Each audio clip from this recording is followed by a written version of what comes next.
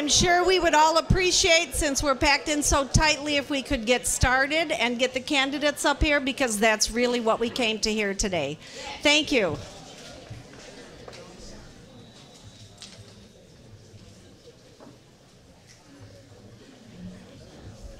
Good evening, everyone. My name is Diane DeLayden. I run a group called the 40th Ward Alliance. It's based in the 40th Ward. We don't raise money. We don't endorse candidates. We get people involved in local politics. And as far as I'm concerned, this is one of the most important races since I was involved in the Fritz Kagi race, which I think toppling Barrios was an awesome task. So, I'm here tonight with Aaron Goldstein, who's the committeeman of the 33rd Ward. Aaron and I have been working together for about 2 years on these programs. We've done a program on immigration, tax increment financing, charter schools, school funding. We've had Troy Laraviere as one of our speakers at the 40th Ward Alliance. We've had Tom Tresser. We've had one by one, all the gubernatorial candidates between 3 different locations here between our wards. We had them one at a time before everybody else was organizing forums. We want people to vote.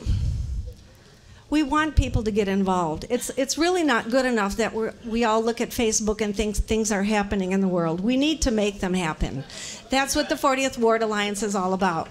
So tonight, I have to say, jammed in this little basement, sweaty basement, my mother's family were straight up socialists and my dad's were coal miners. I have a lot of fond memories of being stuck in basements like this as a kid at union meetings, so thank you. And right here, I was looking around the room. I'm a CTU member. I'm a CPS math teacher. CT who? CTU. So we want this change. I'm excited. You know what you're going to do tonight? Put your time machine hats on. Tonight you're going to look at the next mayor of Chicago. It's going to be one of these people in this room. I know it. We have to make it happen.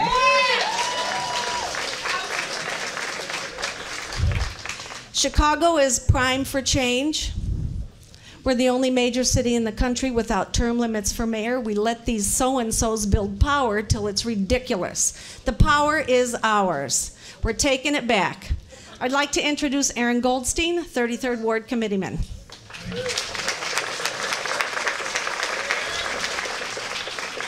How are we all doing? Welcome to hot yoga. All right, so I'm not the star of the show. You are the star of the show. Okay, so give yourselves a round of applause.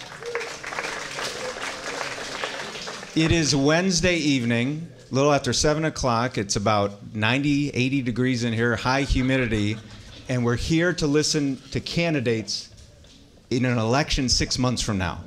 This is democracy. You are democracy.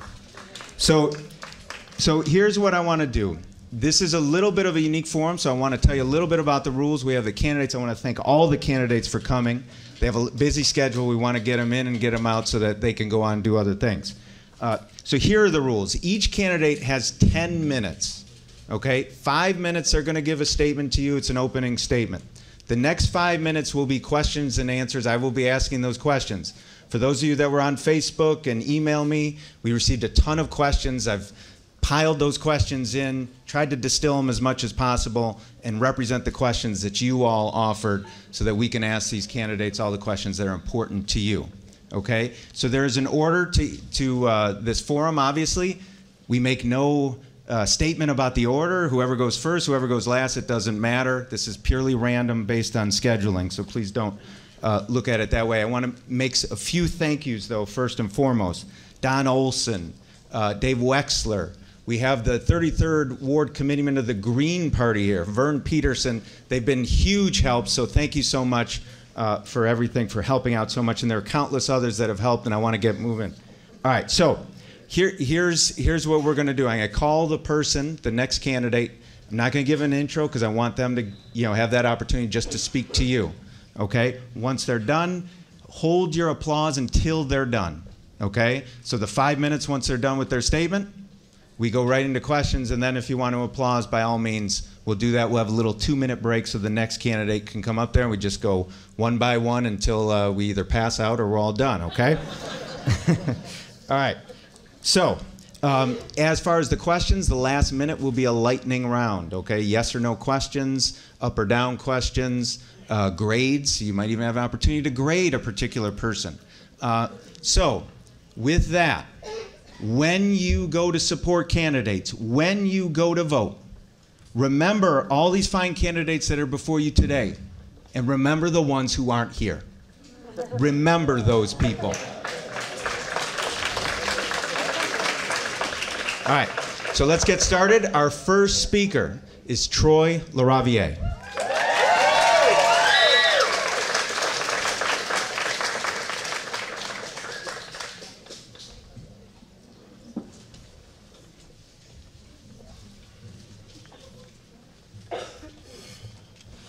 Good evening, beautiful people.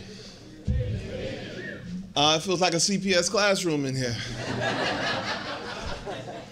I gotta give Diane Delighten credit for that. My name is Troy Laraviere. I am a born and raised Chicagoan, Bronzeville, back of the yards, Inglewood, Chatham, and Washington Park, a graduate of Dunbar Vocational High School, CPS, University of Illinois in Champaign-Urbana, and a veteran of the United States Navy. I am running for mayor of Chicago because Chicago does not have a mayor. The bankers have a mayor. The real estate developers have a mayor.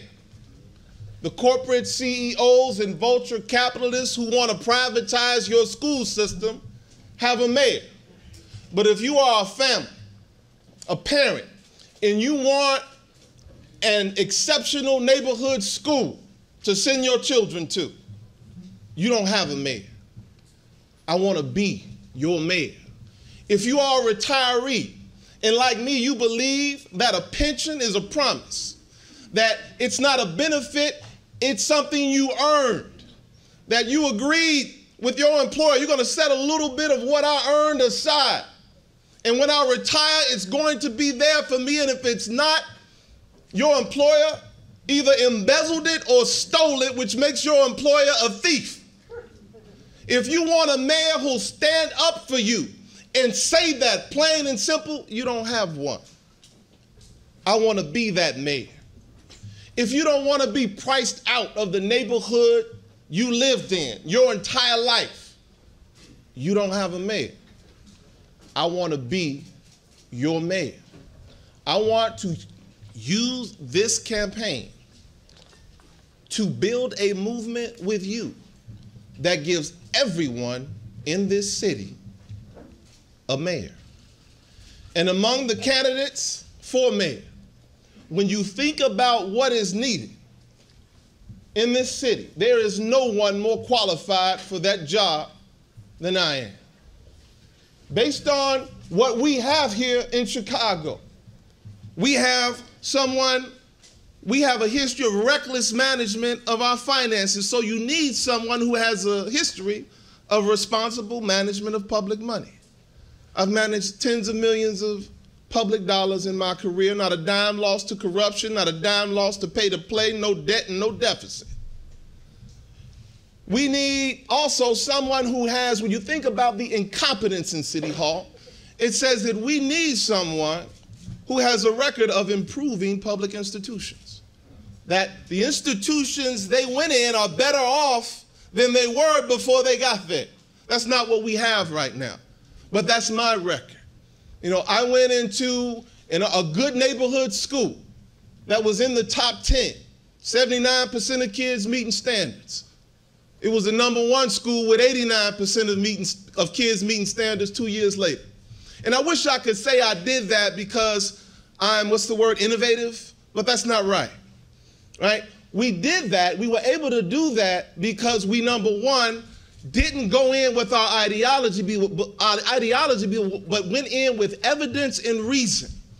We recruited, I understood that I couldn't do it by myself, right? Rahm is not destroying this city by himself. He actually has help doing that. Right? And we have to have a mayor who understands that he cannot fix this by himself. Someone who understands how to bring good, competent people in and put them into the service of the people of this city. I have that record. You have to have someone who has a commitment to equity. I have that commitment. But last but not least, our worst problem in this city is corruption. It feeds the ills in every other problem. If you're taking money from real estate developers, you're not going to solve the affordable housing problem. If you're taking money from education privatizers, you're not going to invest in our schools. Our problem is that our government officials will sacrifice the public good for private gain. You need someone who has a record of sacrificing his own personal gain for the public good. And I have that record. As a CPS principal under Rahm Emanuel, I exposed Barbara Byrd Bennett, was the first one to speak up against her at the height of her power. Go to 2014, you'll see my name in the paper, in the Washington Post, in the Tribune, and the Sun-Times, exposing the Aramark custodial scandal and 4 other scandals. And so I'm going to close by saying that if I could expose all of those scandals on my own, imagine what we can do together with me as your mayor. I was a one-man better government association. And I will continue that advocacy for good government as your mayor. Thank you. All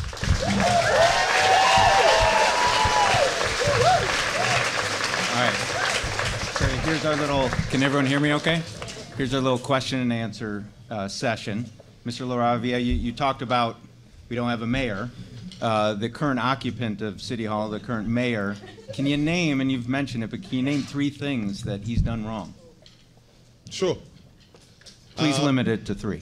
Please limit it to 3.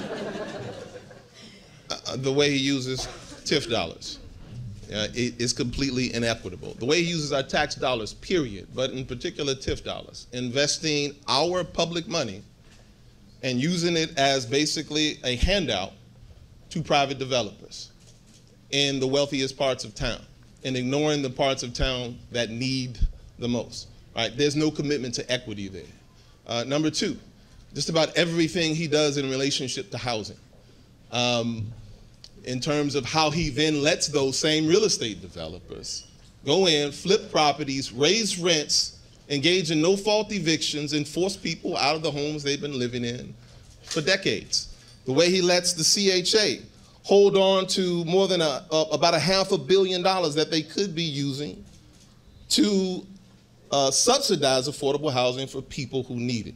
Right? But instead they're holding on to it because that's not their priority. And you know, I would be remiss if I didn't mention just about every single thing he does with our school system, in particular disinvesting in it. Do you know Chicago Public Schools is the most understaffed school district in the state of Illinois? It was not the most understaffed when he got there, right? The average Chicago public school the average Illinois public school has 59 staff members for every 600 students. Do you know how many how many staff members 600 students in CPS get? 37. 22 fewer than the state average. Right? The most understaffed school system in the state of Illinois. So those are the 3. So you mentioned housing. How will your administration ensure affordable housing for all of Chicagoans? So there's 3 things, right? There are 3 things that are done wrong, and so those are 3 things we have to flip. Number 1, we're not building new housing, new affordable housing.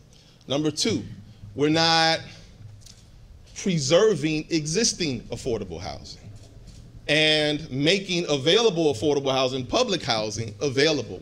We're actually letting vacant public housing sit vacant.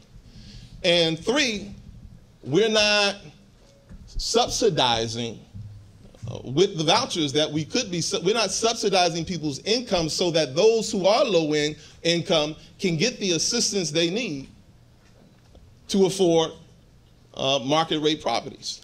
So build new housing, preserve existing housing, and subsidize. Like the affordable housing means it needs to be paid for. If it's not affordable, it means people don't have adequate incomes. And so the solution to that is you either subsidize that income with a voucher, or we raise the standard of living to make sure people have an adequate income so that they can afford housing. Let's jump into the lightning round, okay? So these are just one-word questions, sure, or one-word answers. We'll start with votes. Who'd you vote for mayor in 2015? Sure. Who'd you vote for president in the primary in 2016? Sanders. Who'd you vote for governor in the primary this year in 2018? Kennedy. And who'd you vote for assessor of Cook County this year in 2018? Kagi. And I campaigned for him. And now the yes or no portion.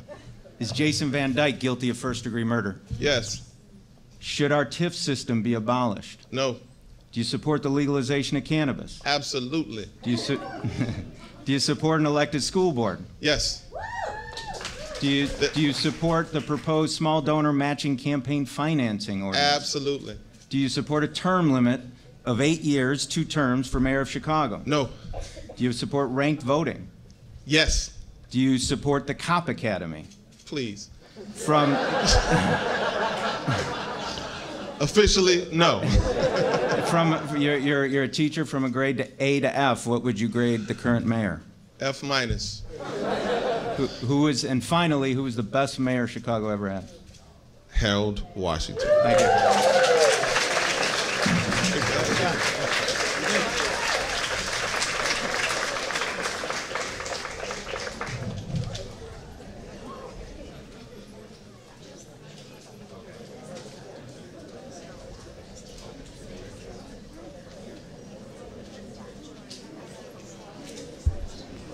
Gotcha. Okay.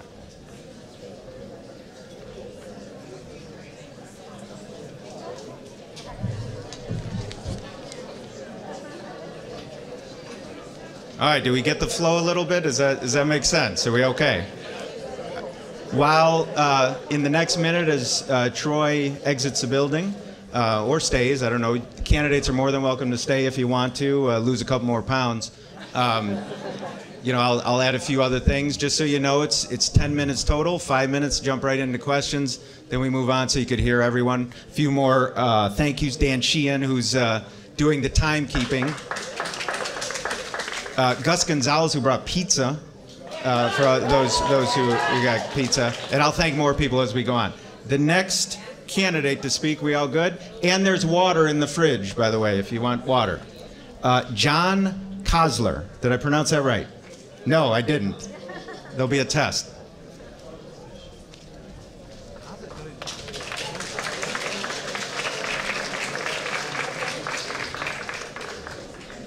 So hi everybody, my name is John Kolzar. If you don't know my name, just think of me as, hey, I saw a young kid up there during today's presentation. But just to give you a background of who I am and just a little bit how I got involved into politics. So in 2010, I was a junior at the University of Chicago, and I remember playing baseball. I played ball all 4 years, and since I was 4 years old, but I had a great opportunity to play baseball at the university. And I also got a great opportunity to play baseball at Mount Carmel High School. And the fields that we went on were so beautiful.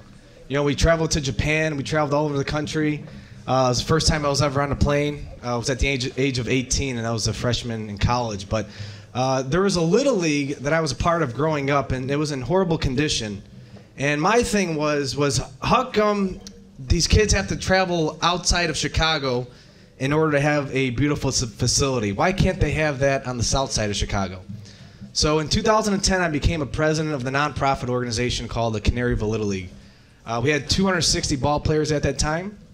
And I remember, you know, when you think of community engagement, you go to role models. And part of a role models you would think would be an alderman, somebody who you could look up to and get advice from. So I remember going into my alderman's office, asking him, hey, is there anything that you could recommend that I do in order to help fund these children and impact their lives? And he told me something I'll never forget for the rest of my life. He told me, why don't you go to the local businesses and hit up those clowns? And I remember leaving there so demoralized, but I told myself, nobody should ever be treated like that from a politician. Nobody should ever be talked down to or condescended to by a politician. So you know what I did? I ran against that person. And I was told, probably what some of you guys are thinking right now is, oh, he's too young, or what has he managed before in his life? And I was told that. What kind of money does he have? And you know what? I ran my first campaign on $520, and we came in second place and garnered over 23% of the vote. That was in 2011. 2015, I ran against, well, that alderman stepped down, and here come the New York Yankees. I ran against the Daley family. And I was told, hey, you get out of the race, it's a Daley, you have no shot. And you know what we accomplished with the whole community? We took an 11th ward for the first time in 70 years to a runoff. And the Daley family spent $650,000. But you know what happened? Even though in defeat, we won, because the Daley family and politicians who feel like they have a easy way into politics, we eliminated that. So now they're more in tune with the community. So we had a big accomplishment there. For mayor, why is this guy again in office running for mayor? 8 years ago, when I first ran, the issues that we faced in Chicago were crime, education, and city finances. Please raise your hand if you think that any of those were resolved in the last 8 years. Nobody in this room did that. Nobody in this room raised their hands. Which means what? We're facing the same issues over and over again. We keep electing the same people over and over again. And for Rahm Emanuel to run again for a third term, that's a slap in the face of all of us. But I want to say this. He's going to spend a lot of money to fool us for the third time. And I'm sorry, if he does it again, it's on us. It is 100% on us. And again, he's going to be all over shaking hands in different areas because what? It's election year. But if he so happens to shake your hand, put your other hand on your wallet. Because this is an individual who continues to take money out of our pockets, continues to raise taxes, continues to forget about the outlying neighborhoods outside of the Loop and certain parts of the North Side. And being a South Sider, I simply had enough of that. Now, we're up against a lot. I'm not going to lie. And this is a true statistic. Nobody under the age of 30 has ever got on the ballot for mayor of Chicago. Think about that. The youngest mayor in the history of Chicago was 30 and a half years old. And guess what year that was? The first mayor of Chicago, 1837. And I'm tired of that. And I know people are thinking, well, you're too young, you know, what kind of money you have. And notice that the flashes that you see on the news aren't about our policies. They're about how much money does a campaign have. And I had enough of that. Simply had enough of that. We have two guys going for governor right now who are multi-millionaires, and for some reason they're going to try to fool us and thinking that they care about the average citizen in Chicago or in Illinois. And the issue that we face as human beings, sometimes we don't think, right? And if we think this election, we can really make a change. We can really make a difference in our city. And some of the policies that I have in place, right off the bat, are going to change society, or change our city. One of them, we need to, if you're a new employee, and here's specifics. And people don't say specifics because they're worried about being judged, but I'm going to put myself out there. The first one is called political suicide. And that is because I want to change the pension system. For any new employee after 2020 in the city of Chicago, you will be going on a 401k plan. We can no longer support a 401. We can no longer support a pension system for new employees, which means if you are a current employee, you're locked in.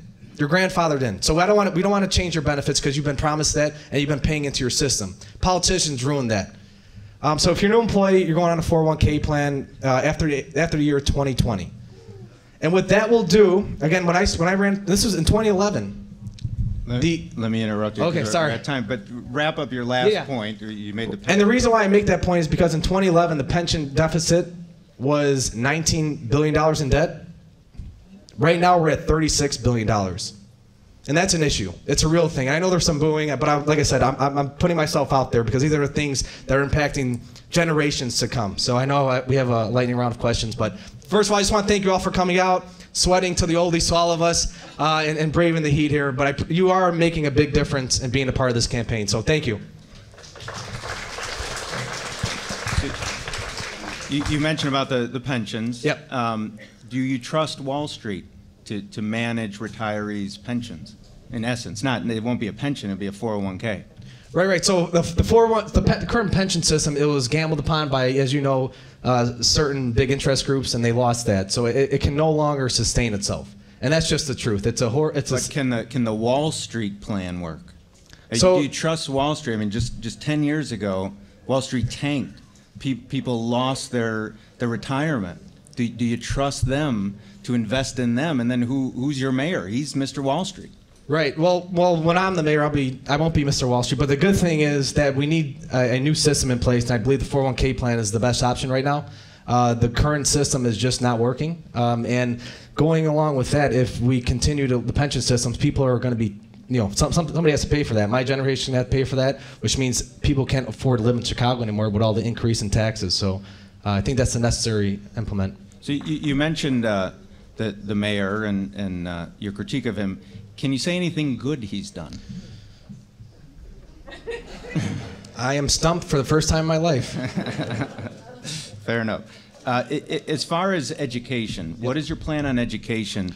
And please address two specific issues. Yep. One is charter schools, right, and two is the proliferation of tested in schools. If you could, like in about 30 seconds, briefly talk about that. Yeah, so another issue that might be, I can tell by my pension opinion, that might be not liked is I believe that the school board should not be fully elected. But let me finish. I believe it should be a checks and balances. I believe that there should be 9 members total.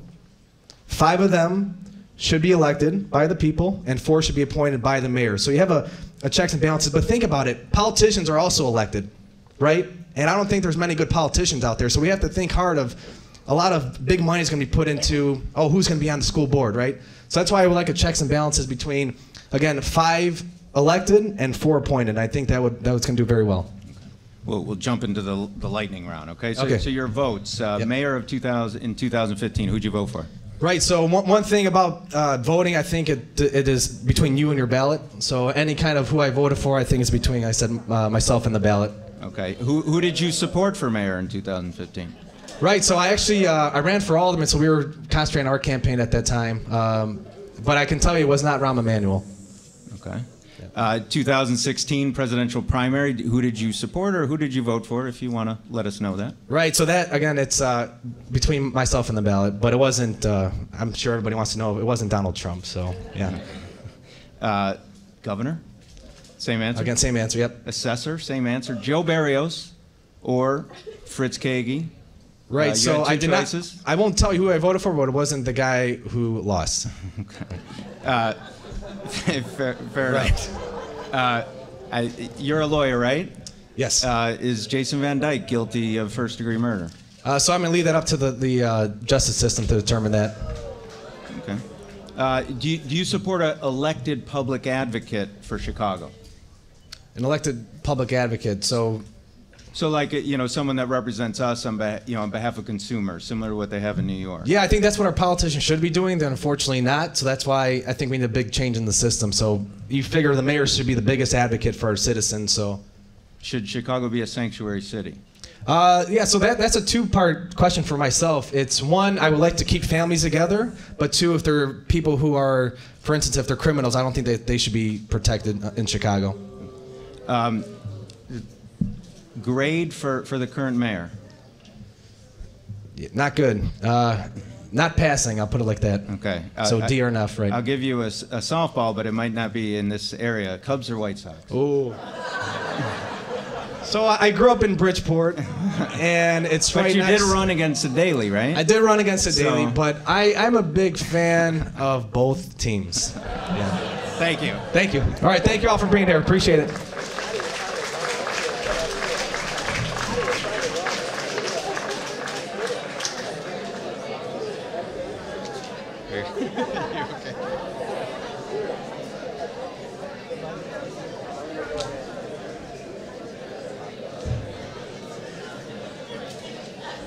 Everyone doing okay? Well, I'll give you a minute. Anyone want water? A good chance to get water if you need. All right, our next contestant, our next candidate is Willie Wilson.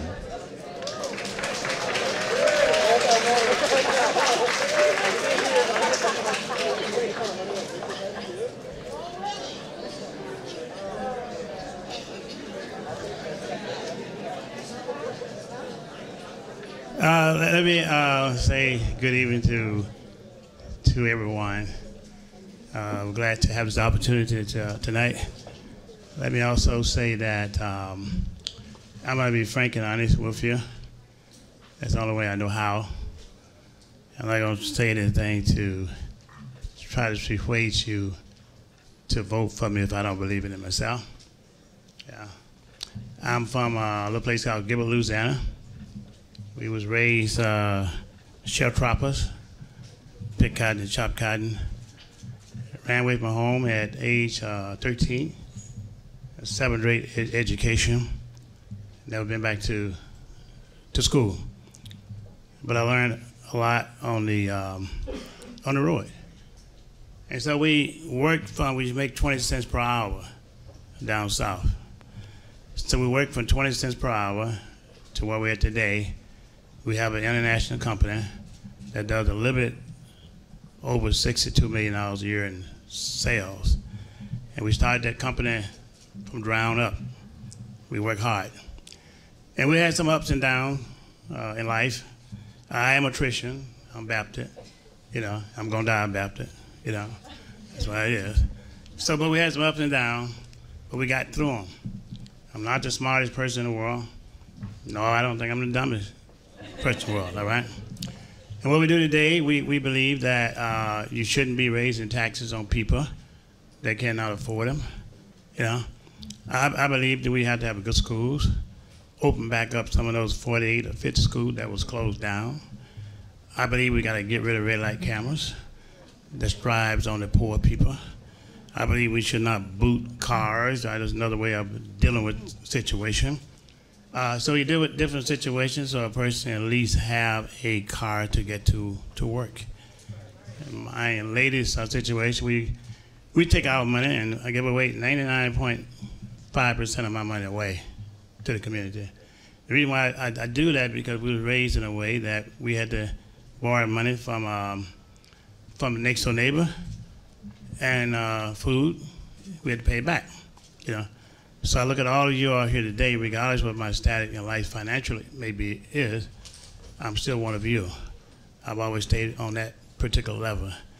We took about $600,000, close to $1 million, bailed people out of jail. You know, didn't know none of them. Misdemeanor and non-violent. You know, we spent close to advertising and lobbying and things of that much, pay people property taxes. And don't know none of them, you know. Got bill passed and things of that nature. Recently, all the week, I've been in the limelight for giving money to people in churches. Well, look, we've been doing that for the last 25 to 30 years. We give over $1.5 million to churches. We give about $300,000 a year to people in the street who do not have an address, you know. So they don't have an address, that don't make them bad. We still gonna help. And so we will continue to do that. And we will always continue to do that unless there be a law said I cannot give away my own money the way I decide to give it away. If I gotta take and win an election from that, then so be it. Because we're not going to let people starve to death on account of me wanting to be mayor of the city of Chicago.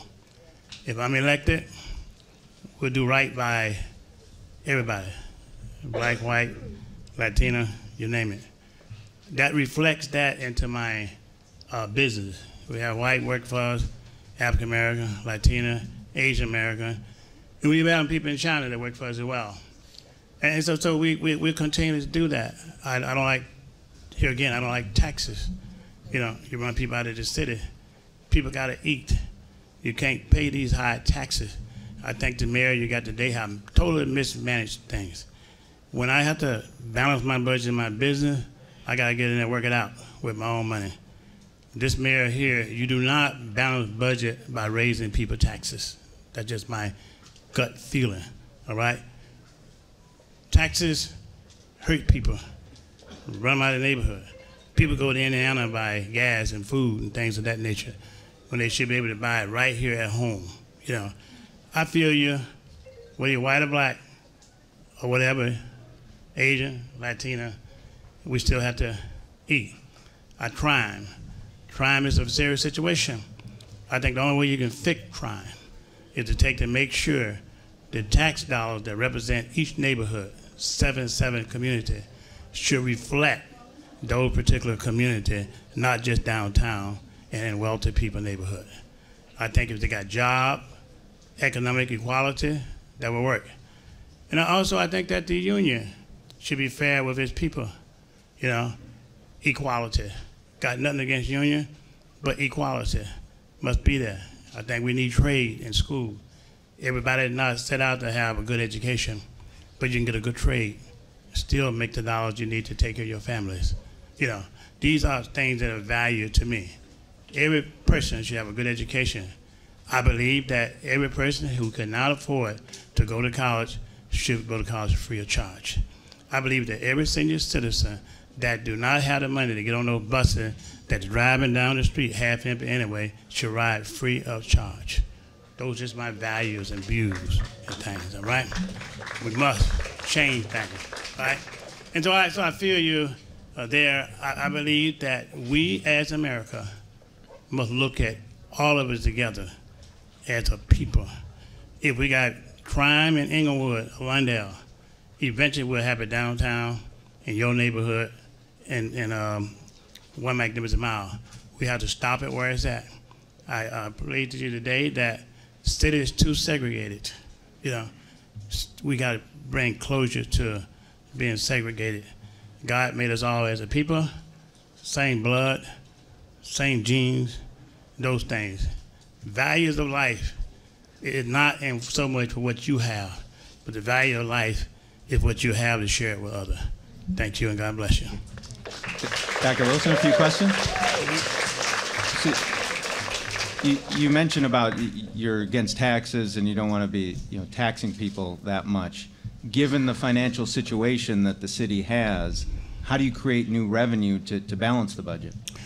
Well, first, I think you'd have to create revenues by getting this mayor out of here with it in here right now, not putting it back in there, all right?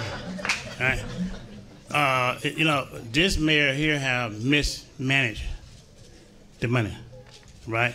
But he take dollars from the poor and give it to his rich friends.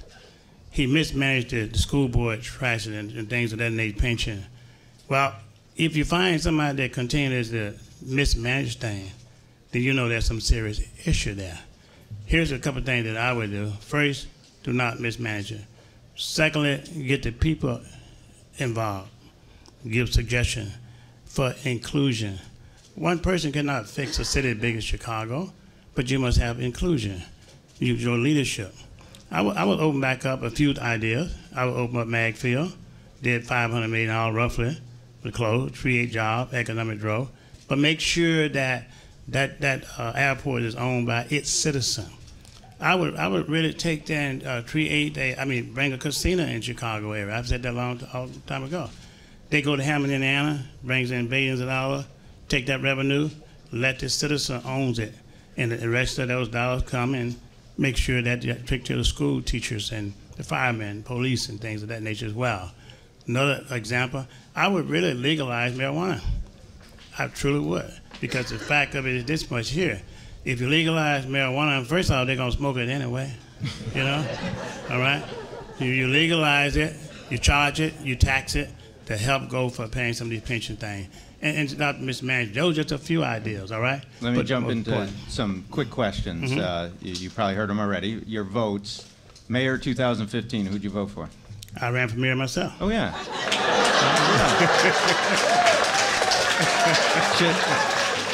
Can you disclose who you voted for? How about the presidential primary, 2016? I ran for president, too. You did? Did you run for governor? No, okay. So who'd you vote for there? Because you did talk about, like, giving money. Were you with someone when you were giving money just recently? No. There was no governors with you? No. Well, look. I'll be honest with you. I voted for Bruce Brown at this time, last time around for governor. But I tell you this much here. Well, let me just tell you this much. Everybody have a right to vote for whoever they want to vote for. That's God-given talent. That's what America's about. All right. And that's why I voted for. Do we make mistakes in life? You bet you we make mistakes. All right. But I ain't talking as much as that. Look, you got to make some choices. In life. You got to make some choices in terms of, I'll just answer this for president. I voted for Donald Trump for president. But you want to know why? Because the 3 strike that you outlaw, they got those kids in prison, stay in prison that long and they in jail for a year or 2 years just for making a left turn on a red light, you make 3 crimes. It's out. I could not deal with that on any human being. But, those things that we did. Let me give you one last question. It's a 1 letter. What grade would you give this current mayor? Ain't no such thing as grade for the current mayor. There is no grade for this current mayor. You can't give him one. He just need to be out. Thank you. God bless you.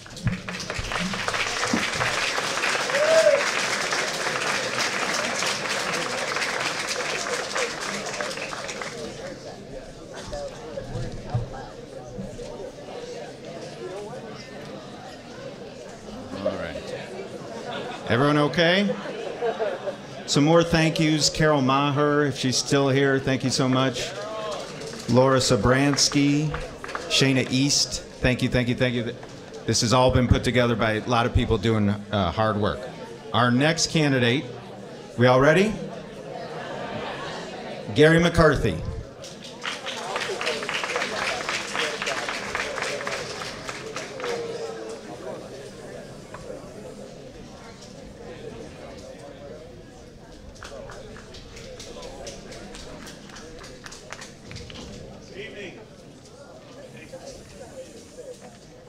So I'll tell you what, I'm really happy to follow Dr. Wilson up here, but I think I'm going to start following him around on Sundays. Leave anything up here, Willie? Well, good evening, everybody, and thank you for having me here tonight. I really appreciate this forum. A little bit about myself. I am not a politician. I am a public servant. Born and raised to 2 individuals of what Tom Brokaw called the greatest generation. My dad was a World War II Marine and a policeman after that. My mom was a registered nurse. And the values that they gave me were about public service. And I promise you that I will not revert to politics.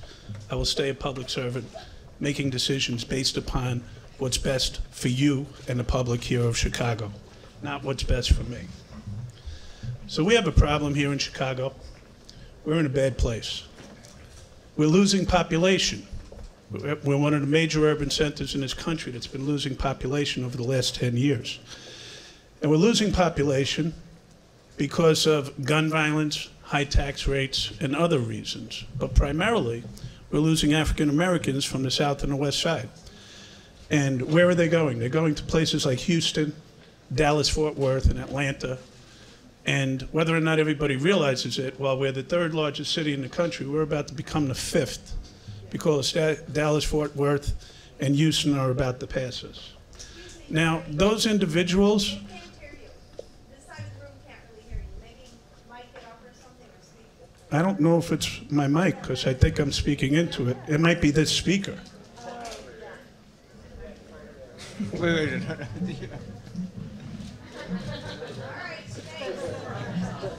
I was not the AV guy in high school, but that seemed like a pretty simple fix, right? Imagine what I could do with city government. Do I get to start all over again? Sure. So, because we're losing the population, we're losing taxpayers, and because we're losing taxpayers, we're losing our tax base. Because we're losing our tax base, we all have to pay more taxes, the people who are left here behind. But because we're losing our tax base, what are we doing? We're closing schools. We're pulling social services and mental health centers from our most disenfranchised communities that need them the most. And what is that doing? It's causing more gun violence.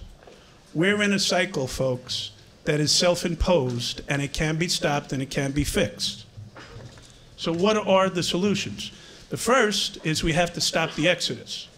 We have to stop people from leaving this city, and the only way that's going to happen is by stopping the violence. Because nothing's going to change in Chicago unless we first make it safe. We have to reinvest in our schools. Our schools should not be closed. They should be the hubs of our communities. Not only should we put the social services back into the communities, but we should put them right into the schools, two-tiered social services, not just for the student, but also for the family, because what happens outside the school affects what happens inside the school. Picture a young man today, freshman year of high school, who's up all night because of gun violence. Maybe there's a crime scene outside his window. And the next morning he doesn't eat breakfast because he's in a single-parent household and his mother's working. And now he's got to cross 2 gang lines to get to school. He's not ready to learn geometry at 9 o'clock in the morning. And that's what I'm talking about, community schools, making them the hub of the community. As far as our finances go, we've got to stop political spending in favor of needs spending. Now, what am I talking about? I'm talking about what's happening in this city for the last 7 years. Money is not being spent on what we need to spend it on to get us to the place where we need to be. It's being spent on pet projects, shiny objects that give big corporations breaks, which gives a lot of money to an individual who's running for a 3rd term right now. That's not okay. We've got to get budgets. We've got to set budgets that get adhered to. We blow through budgets like they don't exist. We need a financial plan for this city that goes beyond a 4-year term limit, which I hate to tell you is a problem, a 4-year political cycle, because we're not going to fix our problems in that short time. We've got to stop borrowing to pay our debt. Does anybody here pay their Visa with their MasterCard? It's not a good idea. It doesn't make a lot of financial sense. And the methods by which we need to do this is through performance-based business management of government. We've got to stop the politics as usual. We've got to stop the polarization. We have to focus on not what makes us different, but what makes us the same, which is our values. Because I know what my parents wanted for me is what your parents wanted for you and what you want for your children. So we've got to come together to get this done. There's a lot of digging to be done, but at the end of the day, this can be done with a compassionate, fair, transparent, legitimate City Hall. Thank you.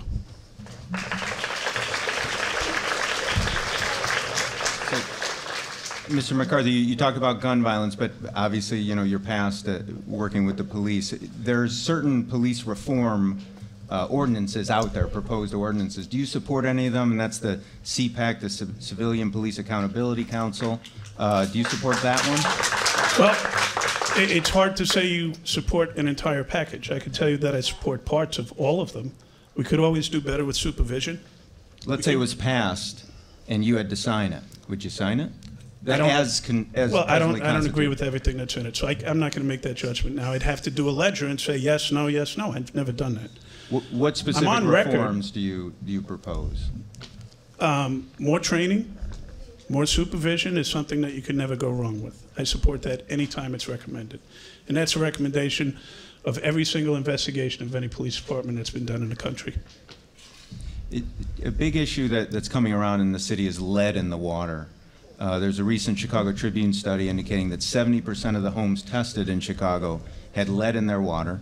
30% of the homes had an over amount that the FDA allows for in the water. What would be your plan to fix that problem? And specifically, there's the potential that homeowners and people that own buildings are going to actually have to pay the cost to remove these lead pipes, even though the city was mandating that we have lead pipes up to 1986. What would be your plan with regards to that? We'd have to dissect it and take it apart piece by piece. I recently checked my lead because I have a 21-month-old son at home, and we only give him distilled bottled water because our lead, our lead in our water was just on the verge of being really bad. So we would have to do a plan and do piece by piece across the city. But this is something that, you know, the biggest issue about lead in the water for me, besides its ill effects on human beings, is the fact that it's been covered up again. Aren't we tired of things like this getting covered up? We talk about it all the time. Who are you saying covered it up? Is there someone specific? I'm sure that the city knows about it and they're not doing anything about it. Let's put it that way. Thank you. So we'll go into the lightning round, and this is sort of, you heard a lot of these questions, but I'll give it sort of in a two-part fashion. I want the grade of the current mayor. At the same time, I want to know who you voted for mayor in 2015. I voted for my job in 2015. That's what I voted for. And at the end of the day, it was a mistake because I lost my job and this guy's in office. Well, you know, you said. And if you want my grade, it depends. You know, I'm sure that for him, it's an A+. But for the rest of us, it's an F. This is a man who makes decisions based on himself. Was it an He's F not in a public 2015? It was a pretty low grade, quite frankly. And you still I voted did it for because I loved my job. I love being a police superintendent. I love working with the great men and women in the Chicago Police Department. I love making a difference in the world. And just to be clear, there's been revisionist history that's been written. Because during my tenure, crime was down. We had the lowest murder rates in the city since 50 years ago. Complaints against officers were down at the same time. Police-related shootings were down. Arrests were down, but we got better results. That's running a business, and that's what needs to be done with City Hall. 2016, who'd you vote for president in the primary? I have never revealed my vote to anyone. My wife doesn't know who I voted for. You never but say what never, I will right? Will you tell her who you vote for tell mayor next year? I could tell you who I'm going to vote for mayor next year if I'm in the election. But what I will tell you is this. I registered as a Democrat in 1977. I vote Democrat. I have not changed my party affiliation my entire career. And at the end of the day, I vote in every election. Do you support Chicago being a sanctuary city? I do support a sanctuary city, but with caveats. I helped write the policy for the Major City Chiefs Association that has it that police departments should not be reporting immigration status to the feds. We're pretty busy. But at the end of the day, if you get arrested for a felony, you should get prosecuted, do your time here, and then get deported. And finally, do you support the $95 million proposed cop academy? Absolutely, positively not. And I'll tell you why very quickly. We don't do anything on budget and on time here in Chicago.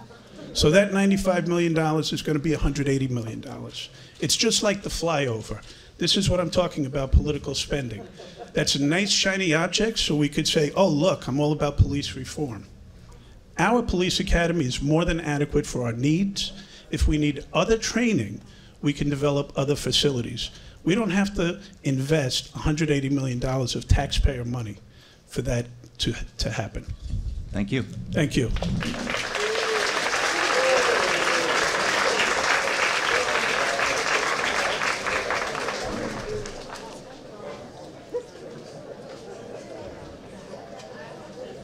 I'll let you also know that the candidates did fill out questionnaires. If you signed up and gave us your email, also we'll post it on Facebook. We're going to post a link a couple days from now. All their answers from the questionnaires as well. So a lot of the questions that were asked were answered in the questionnaire as well. And we're still live, right? We're good? Thank you for asking. We are videotaping this entire event. That will be posted online too. It's not being live streamed, but we're posting. All right, one last question. This is going to be a slippery slope here. We'll work on that. We do not have it right now, but thank you for asking that, and we'll get that translated. Next up, we're ready for our next candidate, Dorothy Brown.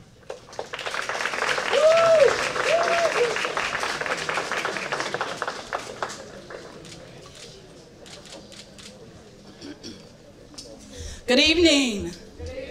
Good evening to all of you, and I am just really, really happy to be here. Thank you, Aaron, for putting this on, and thank you all because you are an engaged electorate at this time of the year during the summer. Thank you for being concerned. I am Dorothy Brown, as Aaron has said, and I'm running for mayor of the city of Chicago because I believe that we need a mayor that is both concerned about the people and that is qualified. Now, I want to tell you something about myself that lets you know what has shaped me to be the person to fight for people, to be the person that stands up for people. I came from a set of poor and uneducated parents. My mother got up to the 6th grade and my father to the 9th grade, going to my elementary school at night. My mother was a cook and a domestic worker, and my father was a laundry worker and a cotton farmer. Which means that my mother in the evenings went to someone else's house, made sure that their children were off the school bus, fed and put to bed, while her 8 children took care of themselves. My father washed other people's clothes in the factory. And then he went to a little farm, a little family farm, and he plowed behind a mule and not a tractor. And he planted that cotton field, and he took me and my 7 siblings to the cotton field to chop cotton in the spring and pick cotton in the fall. That helped to form me. I remember looking up at that hot sun and saying, I'm going to college and I'm going to make something of myself. I worked in a factory during my college years right here in Niles, Illinois, putting up parts on a hot paint line. That shaped me when I saw those people on that line, and that was their livelihood. And I said, you know what, I'm going back to college and I'm going to make something of myself. Well, I went back and I majored in accounting. My older sister told me, Dorothy, you must be the best because you're going into it with 2 strikes against you. You are black and you're a woman. And it's a white male-dominated profession. Well, ladies and gentlemen, I worked hard and I graduated #1 in the College of Business, #1 in the Department of Accounting, #4 in the entire university. And you know what? Not one major accounting firm in the country would hire me. The guy that I tutored got the job offer. Well, what happens when #1 is not good enough? Do you go into the corner and cry? Or do you come to Chicago, knock the walls out, and become the clerk for one of the largest court systems in the world? That's what you do. You just keep on fighting and don't let anybody define you. Then I came to Chicago and I said, I'm going to pass that CPA exam because I'm going to prove to them that I'm just as good as my grades say that I am. And I came here and I was able to pass that exam and got a job with the largest accounting firm in the world at the time. And I worked on some major multi-billion-dollar clients, Marshall Fields, Carson Perry Scott. Then I helped an African-American gentleman start an accounting firm. And at that firm, I was one of only 2 senior managers managing the audit of the entire city of Chicago. So I already know the finances of the city of Chicago.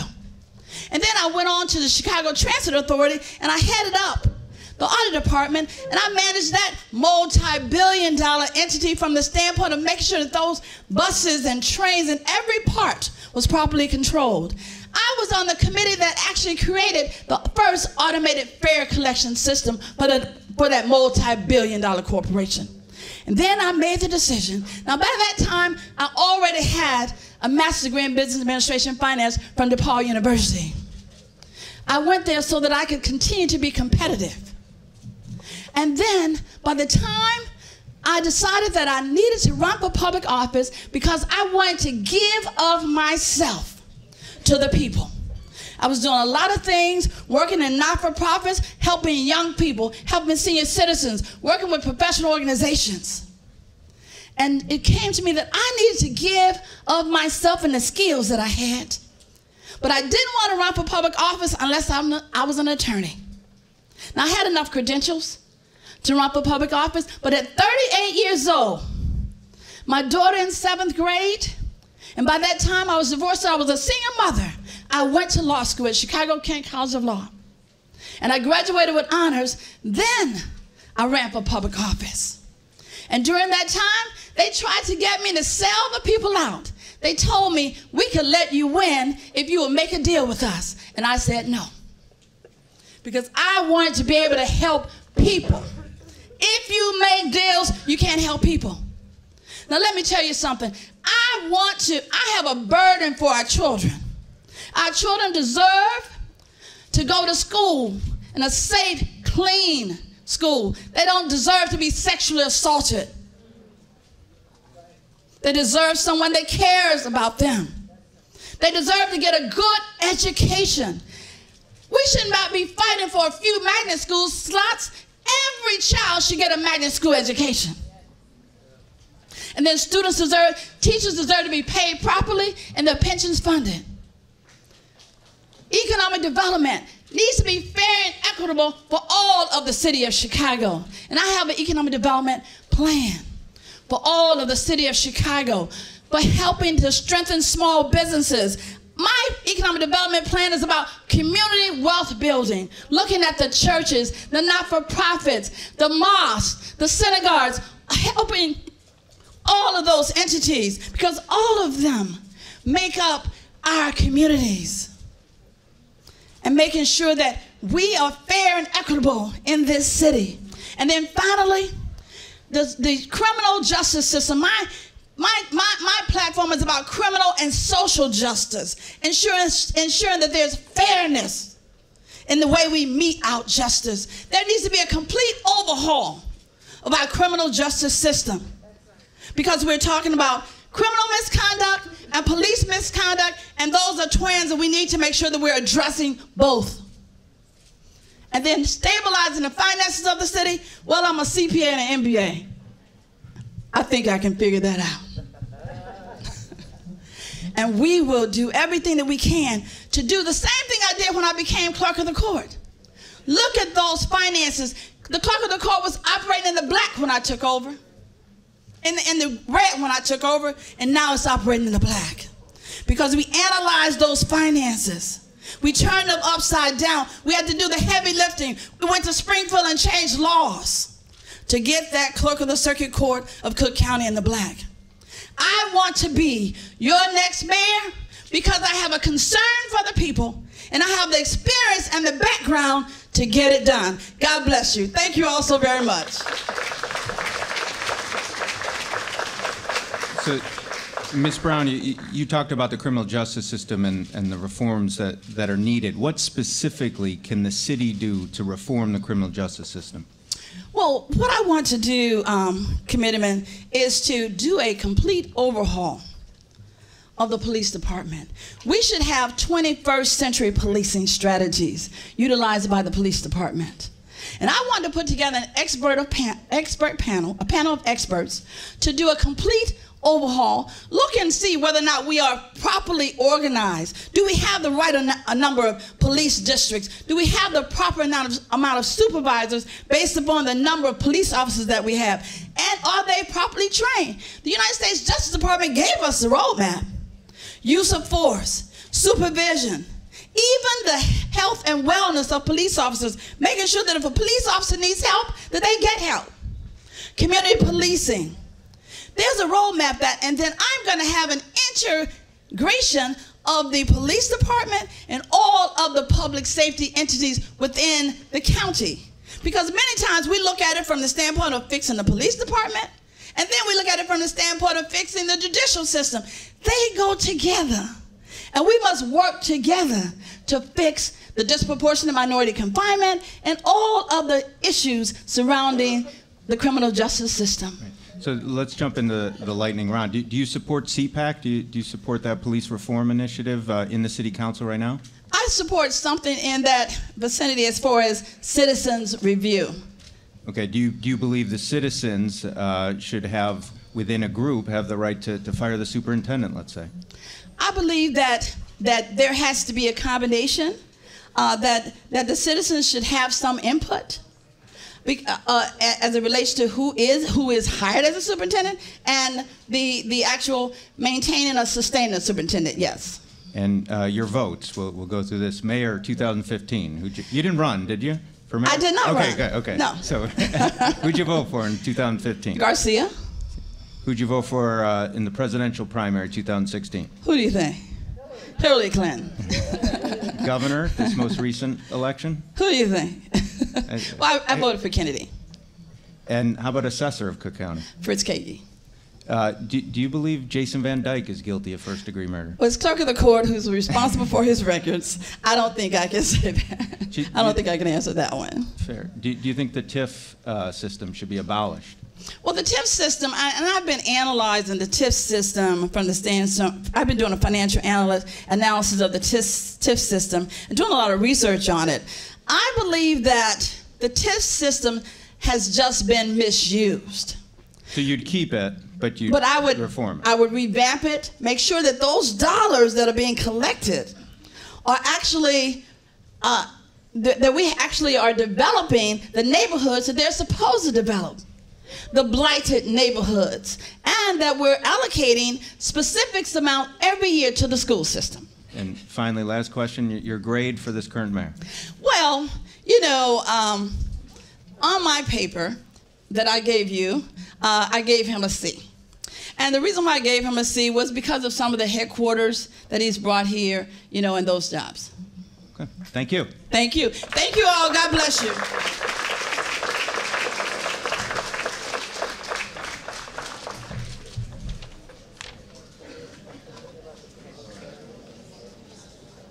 Moving right along. Everyone okay still, right? All right. Do we have? Our next candidate is Lori Lightfoot.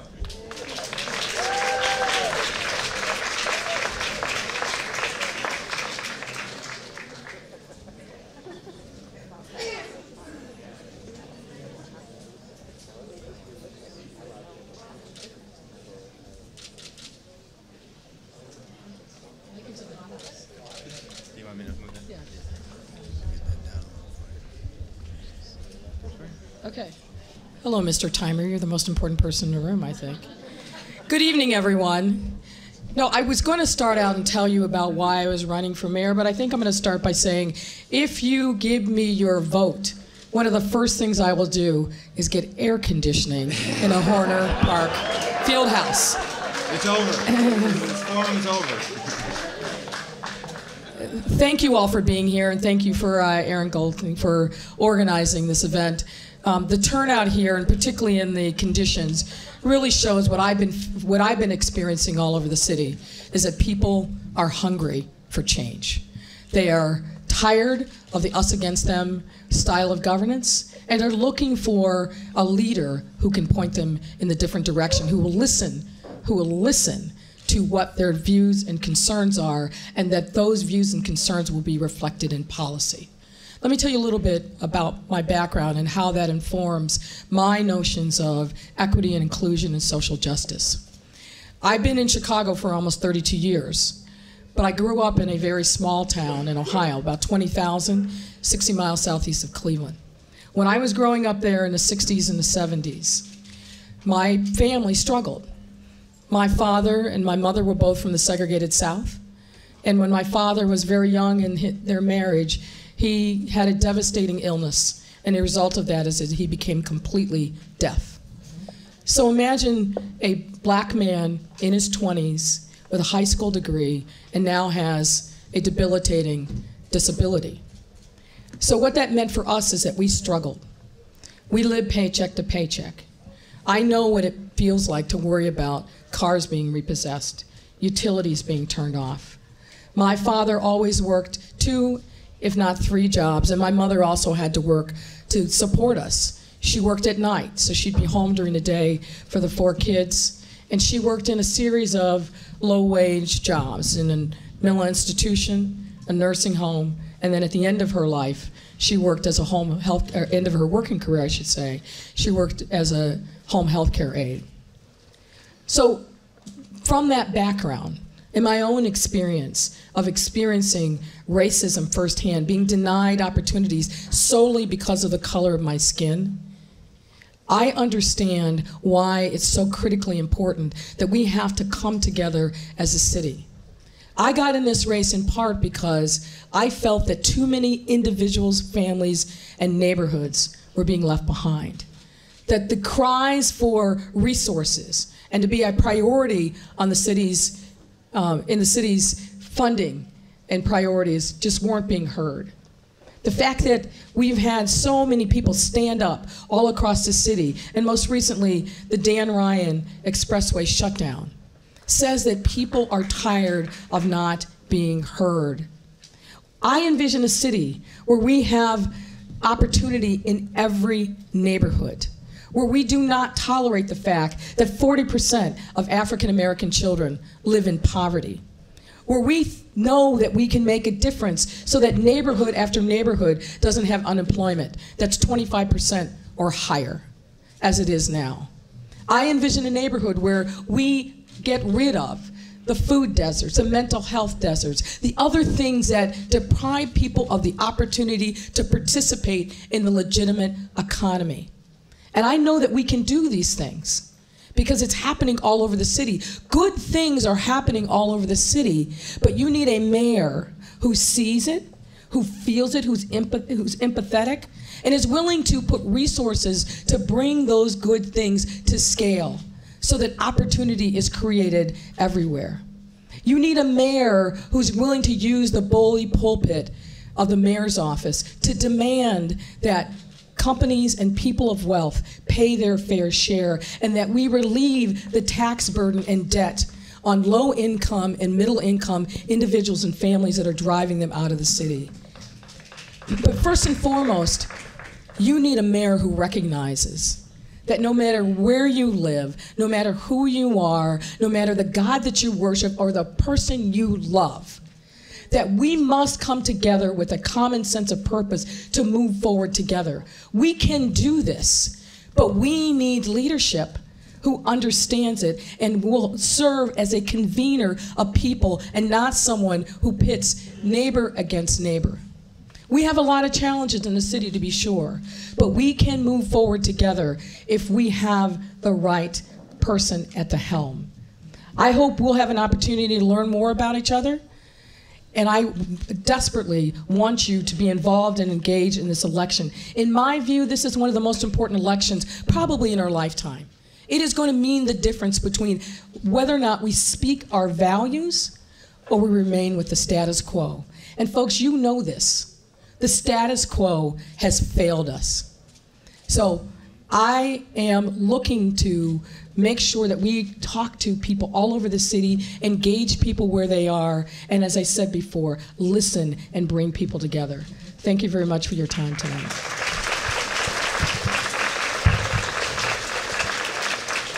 So, Ms. Lightfoot, you talk about ensuring that people pay their fair share. What specific taxes or policies or sources of revenue are you going to implement or try and implement as mayor of the city of Chicago? Well, one thing that I support is the progressive income tax that I think is something that is universally supported, at least by the Democrats, and I'm going to work very hard if I'm mayor with hopefully our new governor to make sure that that's implemented. But I think first and foremost, before we have a conversation about revenue in the city, we have to demonstrate to the taxpayers that we are going to get our fiscal house in order. I don't have to tell all of you, every single week, and increasingly more frequently than that, we see screaming headlines of another settlement, another judgment, more attorney's fees that we are paying out, and we don't have the resources for that. This year alone, the city has budgeted $40 million for settlements, judgments, and attorney's fees across all the city agencies. We reached the $40 million mark on June 30th, and yet the ticker keeps running. And worse is we have to go into the bond market and we have to borrow the resources to be able to pay these settlements and judgments. There doesn't seem to be a sense of urgency on the part of this administration that we must be better stewards of precious tax dollars. There's a number of different things that I propose, not the least of which is we have to have a risk management function in the city. The city of Chicago is almost a $10 billion organization. You would be hard-pressed to think of any other entity that has that amount of volume and a budget that has no risk management function, meaning there's not a single person whose responsibility it is to identify and mitigate risk. So we've got to get that in order. Now look, the other issue is pensions. And the truth is, there's no magic solution there. But I'm confident we can do better, making sure that we are using best-in-class investment strategies, which raise our return and lower the amount of fees that we have. We have 4 or 5 separate pension funds in the city, all of which incur their own separate administrative costs, their own separate fees for investment, and we've got to be smarter about that. But we've also got to make sure that we demand our fair share from Springfield. And as mayor, I'm not going to be silent on things like the budget impasse that devastated so many neighborhoods, devastated so many social services agencies. I'm going to make sure that we get our funding for schools. But I'm also going to make sure that we get our fair share of tax dollars. But I think that's, first of all, we've got to, as I said, make sure that we get our fiscal house in order. So you mentioned about the amount of settlements. So those are civil rights settlements against police officers, primarily, correct? Well, but they're not all that. But the lion's share of those, $500 million over the last 7 years, is coming out of the police department for sure. So A, how do you reform the police department to stop those settlements? And B, a specific point, because you don't want to pay that much in settlements, but at the same time, the city council approved a $5 million settlement. Was it $5 million on the Laquan McDonald case? Are you suggesting that was good because it was low? No. Because if there were hearings, if it was opened up, then it might have been more, and the taxpayers would have been on the hook. Well, look, first of all, I'm going to say I was the chair of the Police Accountability Task Force. We recommended over 100 specific reforms that needed to be implemented to reform our police department. Many of those have not been implemented. So if I'm mayor, one of the first things I do is make sure that we implement those specific recommendations. As to the money that goes out the door in settlements and judgments and attorney's fees, the fact of the matter is, as I said, we spent over almost $500 million just in the last 7 years. And that is just the amount that we borrowed, and it doesn't deal with the fact that we borrowed it at an outrageous interest rate, and if we don't restructure that debt, we're going to pay back 2 and 3 times that amount. There has to be a sense of urgency around that. Somebody has to be asking the question, why do we have on a regular basis 400 to 500 pending cases against the city of Chicago and Chicago police officers just in federal court alone? We are an outlier when it comes to that number of cases when you look at jurisdictions, comparable jurisdictions across the country. We have to ask the questions, is it a training problem? Is it individual officers? Is it a tactics problem? But right now, no one is asking that question. Nobody owns this gigantic expense. The city council, frankly, isn't doing its job in asking those kind of probing questions. Settlements get approved with barely any questions of the deputy corporation counsel who comes and presents those to the finance committee. And then on the floor, if you actually check, they're not asking any questions either. So the oversight that should be there to call the question is a problem. Another problem is the police department itself doesn't have any skin in the game, meaning those settlements and judgments never affect their budget. That's a problem as well. So I think there's a lot of things that we can do, but first and foremost, we have to have a sense of urgency and not just treat it as, what can we do, status quo, when we're spending that much money. If you think about $500 million, folks, what could that do in a neighborhood like this? What could it do in neighborhoods across the city? And that's just for the police department. That is not the entire amount of money that's being spent every single year on settlements, judgments, and attorney's fees. We have to do a better job. There's a roadmap for that. I've been advocating for that for 2+ years. There's a lot more that can be done, but it starts with having a leader who cares and is going to do something about it and, frankly, isn't afraid of taking on the FOP. So let me... I give you a 1-question lightning round. What's your grade for the current mayor? I gave him a D. Thank you. Thanks, everyone. And thank you all for being involved. Make sure you're registered to vote. This is a critically important election. Thank you for your time.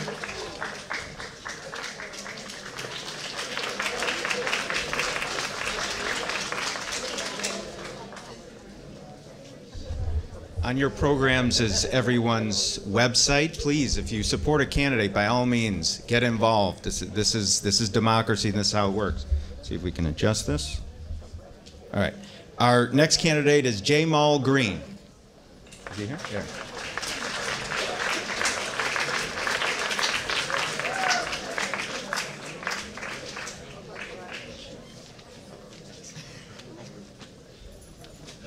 All right, how we still feeling? You feeling good? Y'all feeling good? Make some noise for yourselves. Clap it up, clap it up, clap it up, clap it up. Good. I know it's hot in here. First of all, thank you so much, Aaron, for putting this together. Can we give him a round of applause? Hopefully, our alderman pretty soon. So, my name is Jamal Green. I'm born and raised on the south side of Chicago. I grew up in Gresham and in Inglewood. I grew up poor to a single mother. My dad was on the west side, but my mom had to hold it down on the south side. And she worked a job every day at the post office. She's been there 30 years. And it was passed down from my grandmother, someone who's deaf, who was at the post office for 41 years. My dad been at Advocate Home Care for 25 years. And so I came from a hard-working family, and that's what they instilled in me. Growing up, I was a troubled kid. I went to 12 schools and was kicked out of 9. The truth. And I was leading kids the wrong way.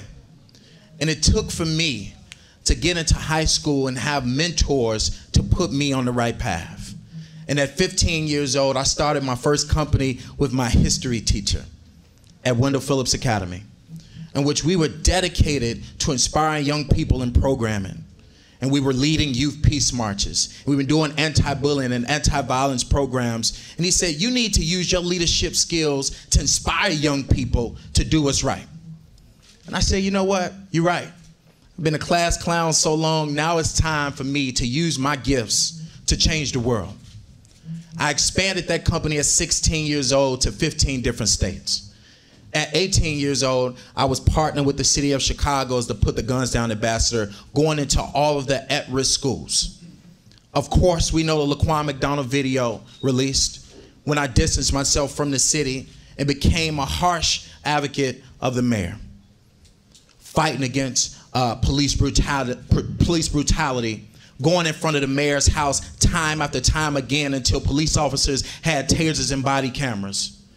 Fighting at the Taste of Chicago, and even the state's attorney, Anita Alvarez, threw bogus charges on me because we rallied to get her out of office.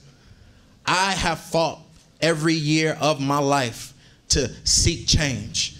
And it was even recognized by Bernie Sanders, in which he pulled me on the campaign trail and said, I want you to be a surrogate for me. Travel around the country with me and introduce me at all my rallies.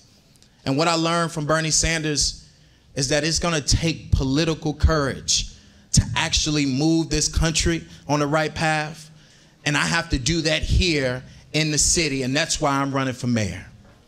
I'm running for mayor for a couple reasons. Number one is because I saw over the years there has not been a politician who actually cared about issues of working people, who actually took the time to come into communities like this and talk to residents about the issues that matter to them. I'm tired of establishment politicians. So I'm running for mayor because I'm from the people. I'm from these communities. I've seen these issues firsthand, and I have solutions on how we can change things. And so I want to spend the last couple minutes on some of our platform. What I want to do as mayor is 3 things.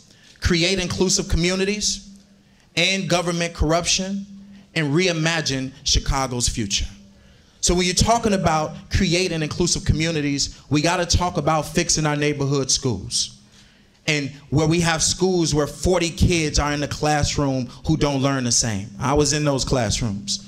Schools with the lack of clinical staff members. Some schools have none, some schools have 1 with a population of 600 to 1,000 students. The lack of after-school programs and outdated curriculum. We have to invest in neighborhood schools so that schools in Inglewood are just as good as schools in Ravenswood. All schools should be on a level playing field. You should not have to ship your son or daughter to another neighborhood for a good education.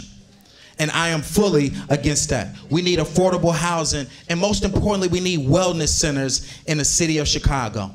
A mayor who shut down all of the mental health clinics in the city while so many residents are going through PTSD, and I like to call it CTSD because it's continuous. We have to have wellness centers to deal with that issue. But wellness centers, just not psychiatry, it's yoga, it's boxing, it's karate, it's massage therapy, how to get people well. Another thing is, of course, our lead in the water, and I heard you mention that. We gotta have a plan, and I'm actually doing a press conference tomorrow unleashing our plan on the lead in the water and how we're gonna move forward that issue and make sure that we have a low income program so that those pipes get changed in the city of Chicago.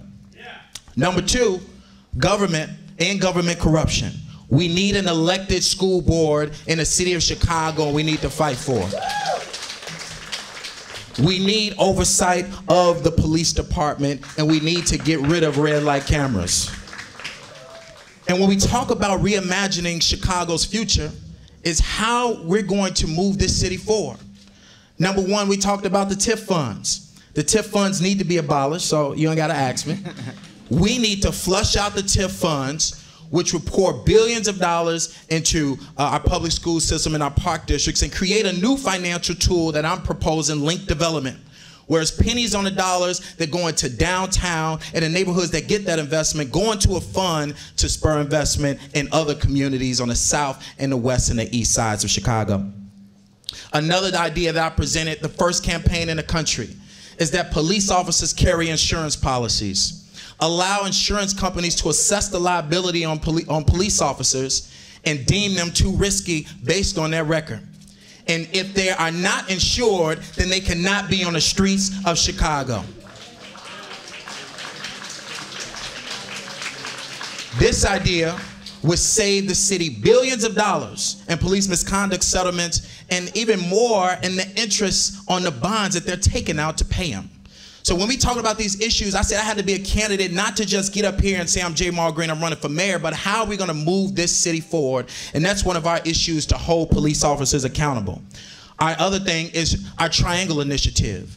Kids coming out of CPS High School will be able to go to community college, trade school, and entrepreneurial boot camp, and all they have to do is community service. This idea will create new leaders, not just pushing college on them, but we have so many trade jobs that are going empty.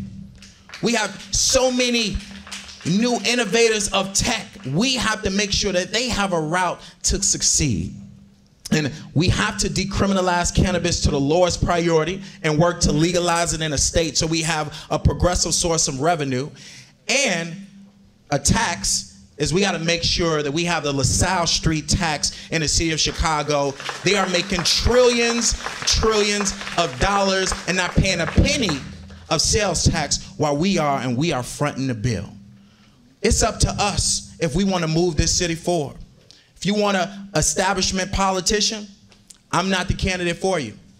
If you want someone who's from the communities, who doesn't have a problem being the second smartest in the room and build a team of experts to move this city forward, this is the campaign for you.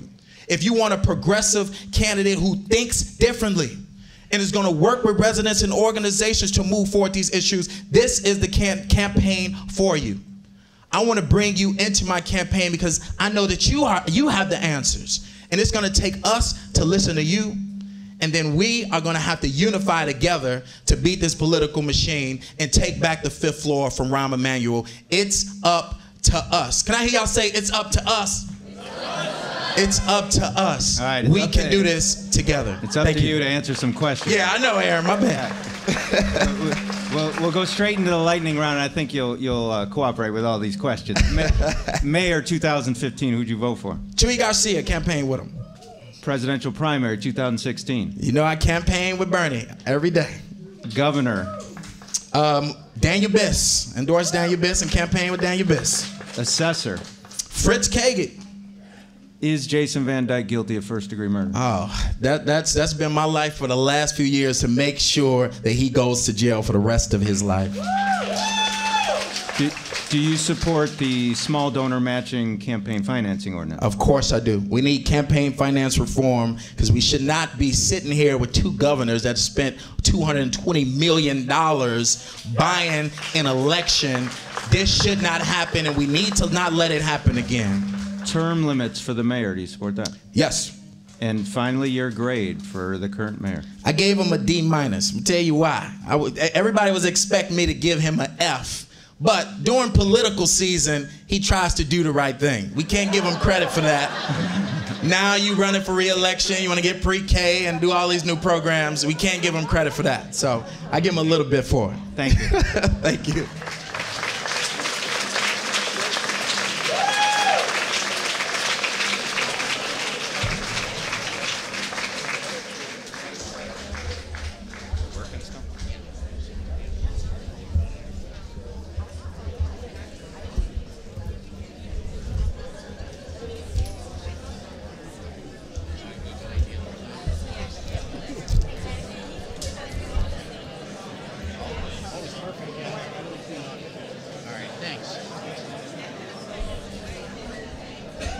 All right, we're nearing the end.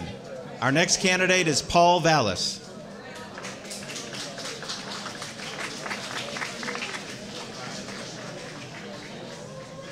You know, I had all these prepared remarks, and then I got a note that at 2:45 today, a 3-year-old girl was shot in the back of the Arts Council, the back of the Arts neighborhood, and she was taken to the hospital in the back seat of a police car.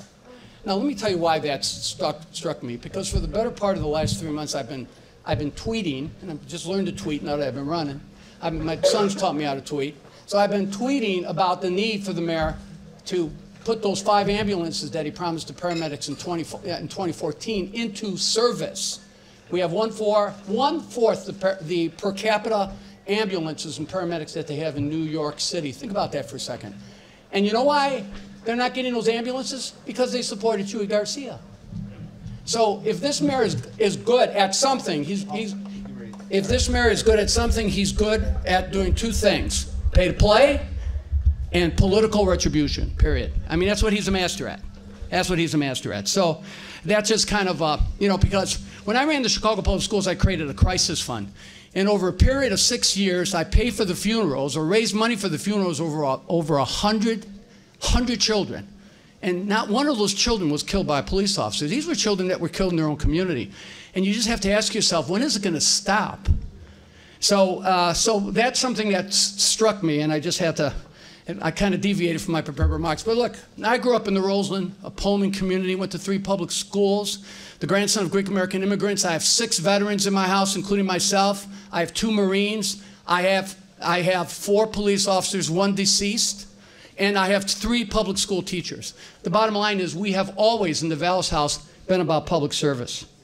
You know, I got my start with Dawn Clark-Netsch, working for her for 10 years, number of positions, before moving on to become a revenue director in the Daily, straightening out the scandal-ridden revenue department, becoming budget director for 3 years, where I not only balanced 3 budgets, but I put 13,500 police officers on the street, and I didn't borrow or raise property taxes or deflect or defer pension contributions. And then I took over the Chicago Public Schools. And you all remember 1995, worst schools in the nation, $200 million structural deficit, 5-year projection. I left after 6 years. I gave teachers 17% salary increases. I never closed a single school. During my watch, only 15 charter schools opened. I built 78 new school buildings. 58% of the construction hours went to minority workers. And we left the district with $1 billion in cash balances in all the funds. $1 billion in cash balances, which took them about 10 years. And a full, contrary to the blogs, a fully funded teachers' retirement system. That's the type of management. And you know why we built the reserves? Because we structured our budget so that it was an investment vehicle. It was all about investing in the schools, because if the schools grew and if the student population increased, we would generate more income. We would generate more income. And then I just didn't sit after that. As you all know, I challenged the political establishment, ran against Rob Blagojevich, and didn't get any support from the political establishment, and I lost by 1.5 percentage points. But then I went to Philadelphia to do school turnaround. After Katrina, I was invited by the Landrieu family, or asked to go down to New Orleans, where I spent 4 years, and Googled the New York Times article, front page story this week, about the quality of the New Orleans schools. And then, instead of coming back here to run for public office, I went to Haiti 50 times to work on relief efforts. I'm still involved in Haiti and Chile after the devastating earthquakes. And you know, I was in Port-au-Prince a month after that earthquake, and 200,000 people died in 7 minutes when buildings collapsed. I thought I was in Hiroshima after the bomb. That's what Port-au-Prince looked like. The points that I want to make is everything about my career has been about public service. You know, somebody said, well, you need to smile more, and part of the reason is I've never had good teeth. But besides that, there's not a whole lot to smile about, quite frankly. I mean, there's not a whole lot to smile, because our city is struggling. By every stretch of the imagination, our city is struggling. We've decimated our police department. We have clearance rates of 17% on murders and 4% on shootings and 9% on carjackings. You know, we're moving police around this city to deal with every crisis so that there's no beat integrity. People in the neighborhoods don't always know the police officers that are approaching them. The police officers don't always know the people in the neighborhoods who they're approaching. So, you know, we look at infrastructure. You know, depending on the neighborhood, you get investment in infrastructure. And let me tell you the infrastructure I'm most concerned with, because the lack of infrastructure put me in the hospital twice. You know, Haiti put me in the hospital twice. Second time with serious bacterial infections, and it was because of the water.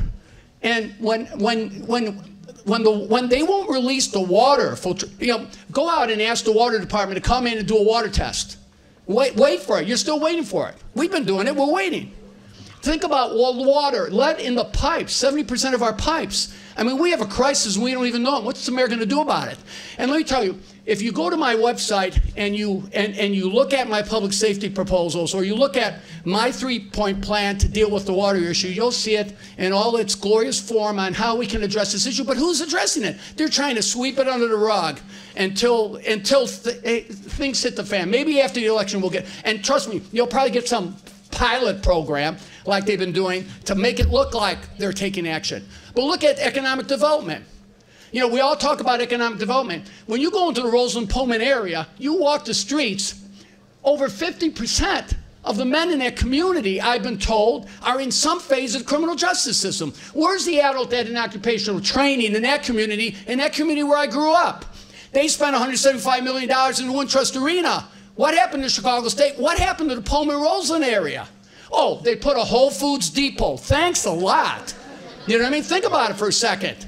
You know, I don't have any problem with economic development on the north side, because I think we should be promoting growth everywhere. But when you're moving the polluted plants and operations to the south side, you know, so you can free up land on the north side, you know what that creates a division within the city that is not caused by the people in the city, but is caused by the political leaders in that city. It should not be a choice. There should not be a choice between a park and a polluted fleet management facility that masquerades itself as economic development.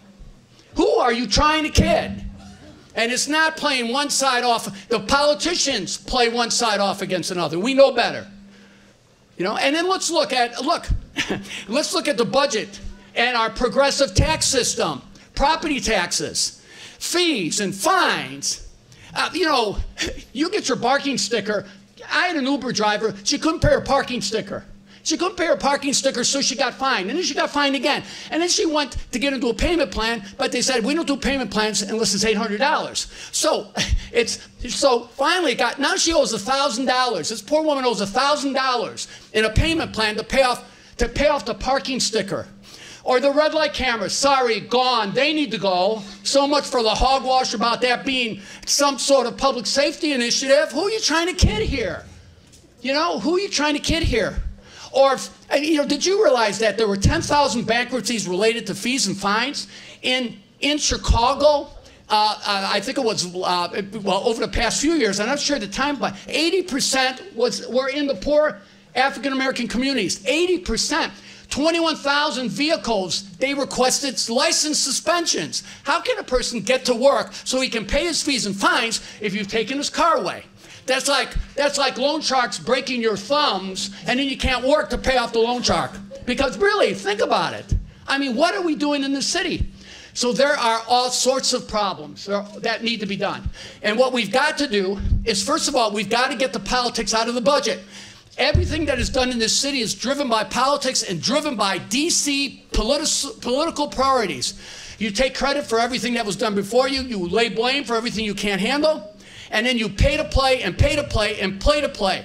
I mean, Putin should come here because we can teach him some lessons about how to do pay to play. And more importantly, we can probably teach him a few lessons on how to disenfranchise voters.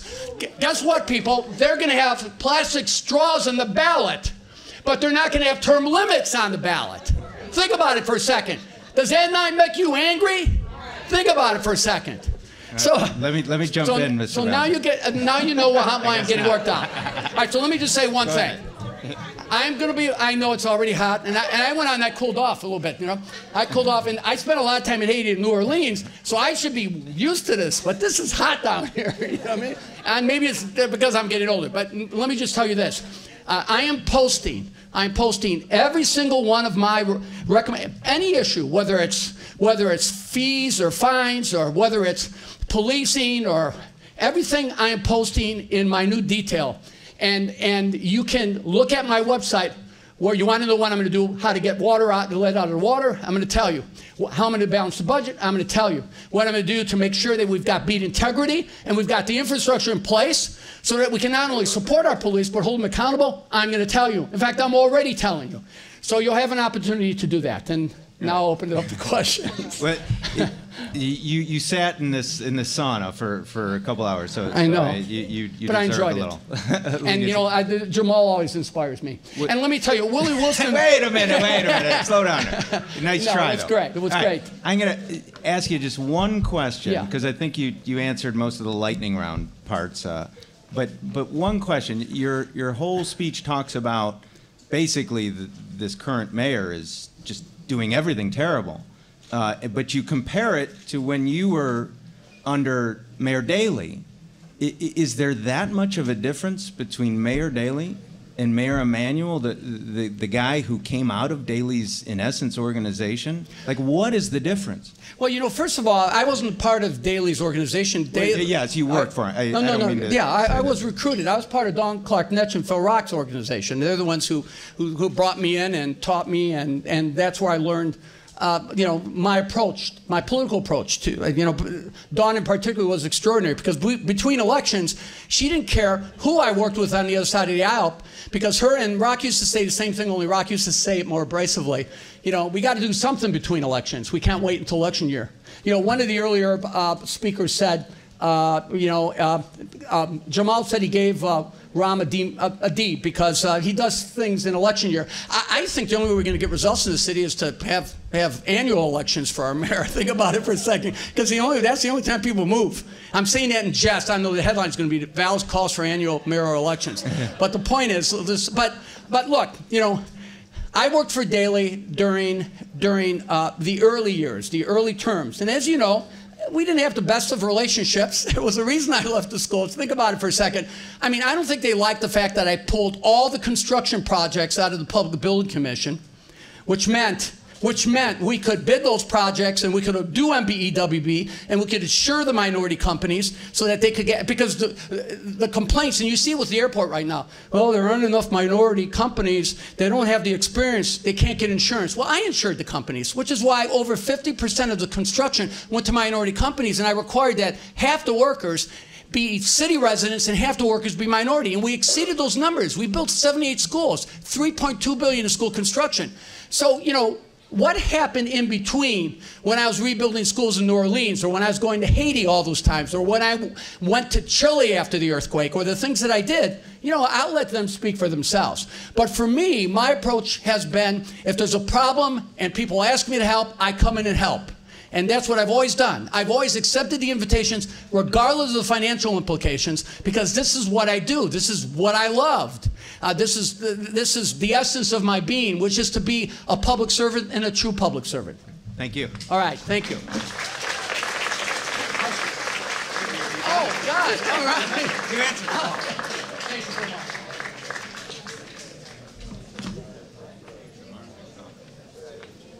All right.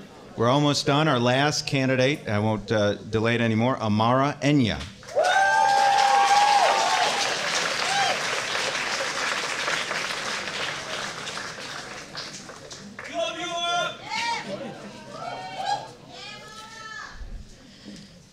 Good evening, everyone.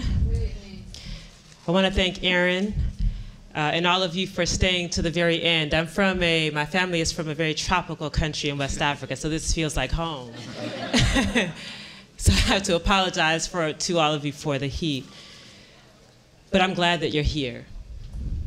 And the reason why I am here is because you are here. I live on the west side of Chicago. So the things that we are hearing about, I live every single day. I could go over my bio. I'm a public policy consultant by trade. What does that mean? It means that I spend my time analyzing budgets, looking at policy and legislation, drafting the same, but working with community groups and organizations to help them understand so that they are empowered to make the decisions that are in their best interests. I'm a community organizer. And before it became a trite phrase, I saw it as a way to empower people, because I fundamentally believe that the people know what they want and they know what they need. My background is in education. I have a PhD in education policy studies. One of the ways that I got into this work was from sitting in a school board meeting in a room that was much like this. It was extremely hot. I'll never forget that. But at the microphone was a woman who was in tears. She was a teacher, and her school was about to be closed. I was 18 years old at the time. And in that moment, this idea of what equity in education looks like and who deserves a quality education was at the forefront of my mind. I went to law school. Some called me a narcissist. But looking at the inequity and the injustice, for me, mandated that not only do we call out what's wrong with the systems that govern our lives, but we have to deeply understand those systems. It's why I went to work in government. I've worked at the top levels of city government. I've managed a municipality. That experience made very clear that there was a disconnect between those who are making policy and those who are affected by policy.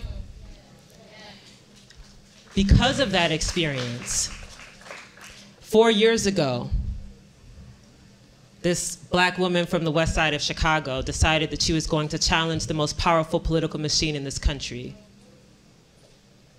against the odds.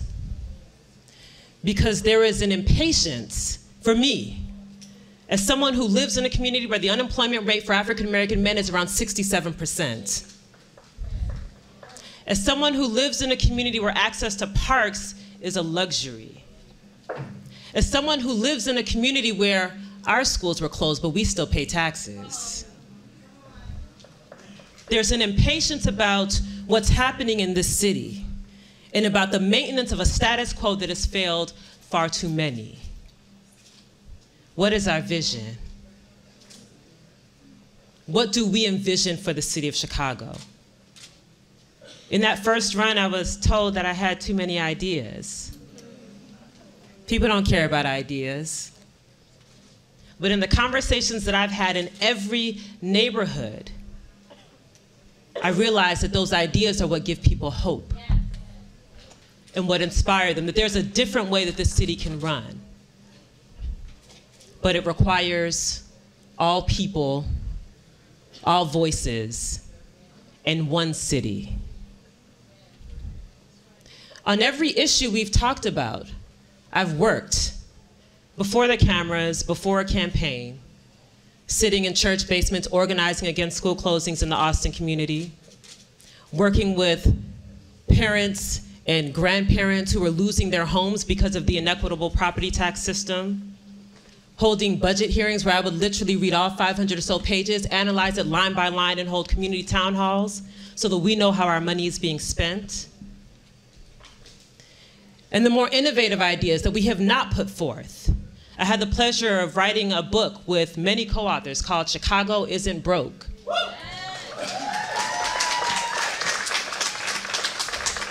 Funding the city we deserve, We have to change the paradigm about this city. The scarcity narrative that undergirds austerity is false. We have to come at this from a narrative of abundance. That in a $10 billion city, it is possible to invest in communities like mine, as well as investing in other areas of the city. The issue is not that the resources are not there, the issue is our priorities. The issue is who we value. Inequity is about not valuing some groups over others. And so how do we change that? One, we have to believe in people. We have to believe in bottom-up policymaking. This means that when they're calling for an elected school board, it's not just because it's a catchy phrase. It's because we have to believe that people in their neighborhoods actually have a sense of what kind of education their children should be able to have. Specific policy points, like the fact that we talk about vocational education and trades removed from the schools, art removed from the schools, the libraries, 146 so far, primarily in Black and brown communities, don't have simple library access. Whose kids deserve an education? All of ours. Exactly. We talk about the economy, and everyone is talking about how the city is struggling. But we have to envision what an inclusive economy is. I founded the Institute for Cooperative Economics and Economic Innovation because the current paradigm has not worked. The reason it hasn't worked is because our values center on investment in the central business district while other communities languish. So for us, how do we think about what community-empowered, democratically owned institutions in our neighborhoods look like? How do we expand and diversify the economic ecosystem to bring more people in as owners? Owners of the land, owners of their businesses, owners of their home. How do we address displacement through gentrification? What does community development that is driven by community look like, not development driven by developers? What do community benefits agreements look like? Could we set the tone across the country for what community-driven development could look like in this city? There's been a lot of talk about the city's finances and infrastructure projects, and so I just want to highlight a couple. I serve on a national body called the Public Banking Institute, where we advocate for a public bank for the city of Chicago.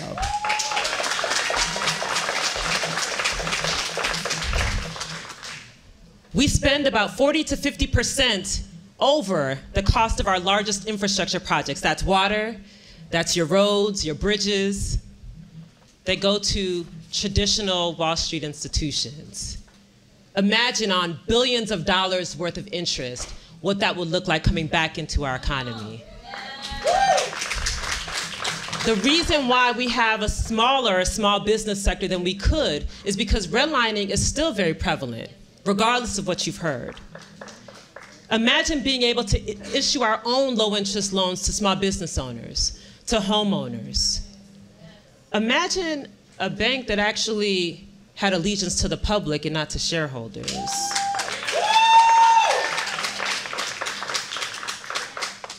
This is happening across the country. In New Jersey, the governor-elect made this the centerpiece of his economic plan, and he won. These are the bold, innovative ideas that would actually move the city forward. But we cannot be afraid. I come from almost 100 years of organizing. I'm the daughter of immigrants. My great-grandmother organized her people in a small village in what is now called Nigeria against the British Empire because they were trying to collect taxes. And she believed it to be unjust. It was one of the largest uprisings against the government, the British Empire, on the continent. Almost 90 years later, this child of immigrants from the original West Side, living on the West Side of Chicago,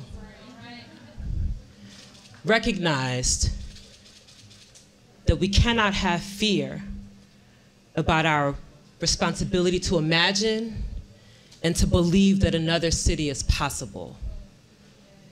That is the first thing that we have to accept. We are living in someone else's imagination. The economic injustice is someone else's imagination. The lead in the water is someone else's imagination. The privatization is someone else's imagination. What are we going to counter to that? What is our response to that? Do we settle for the mediocrity of comfort? Do we lie to ourselves and say maybe we can hold on for a few more years as our neighbors are being displaced? Do we tell ourselves that it is too risky as our schools are being closed, as CPS boundaries perpetuate segregation? Do we tell ourselves that it is too much work to build the city that we want? I refuse.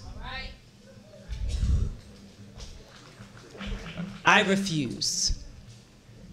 But this isn't about me.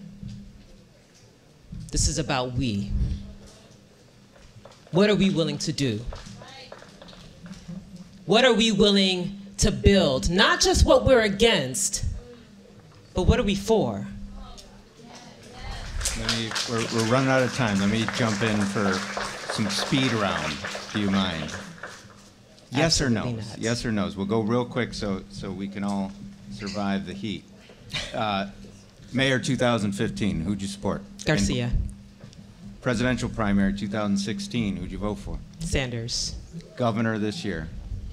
The gubernatorial primary, Kennedy. Assessor? I was a surrogate for Fritz Kagi. You're a lawyer. Yes. Is Jason Van Dyke guilty of first-degree murder? I'm going to expound on that point. In 5 words or less?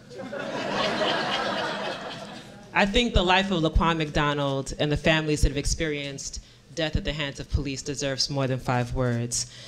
The reason why I want to expound on that point is because there is a phenomenon called overcharging.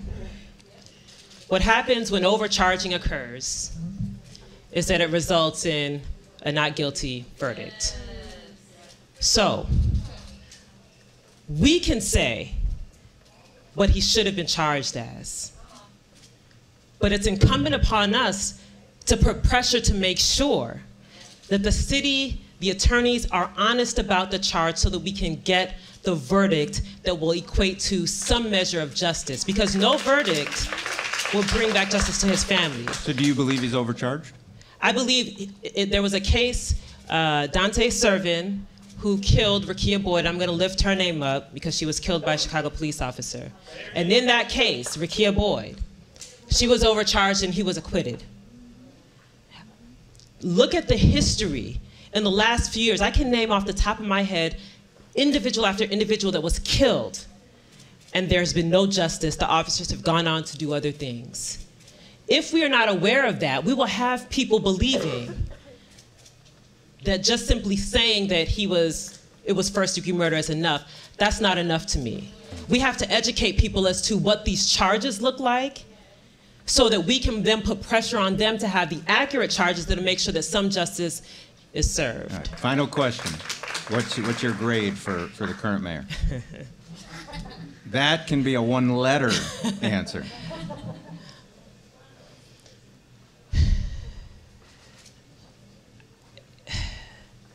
I have to say, he gets an F. Thank you. You're done. Yeah.